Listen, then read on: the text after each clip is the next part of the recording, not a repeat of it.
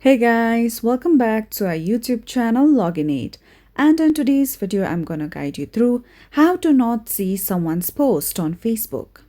So in order to do that, first of all launch Facebook app on your mobile devices. Make sure that you are signed in to your account. Now scroll down below on your home page and let's say that this is the post of someone or some page I do not wish to see. You can see the three dots menu icon at the right-hand side corner above the post. Tap on it. Now over here you can see various options.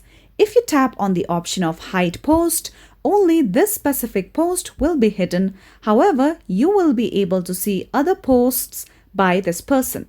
So the best way in order to not see someone's post on Facebook is that unfollow them. So over here you can see the option of unfollow this specific person or page. Let's tap on it. Now you can see that as I have unfollowed this page or person, I won't be able to see their posts from now on my Facebook feed. So that's how you can not see someone's post on Facebook permanently once you unfollow them. So that's all for today's video, and at last, don't forget to subscribe to our YouTube channel.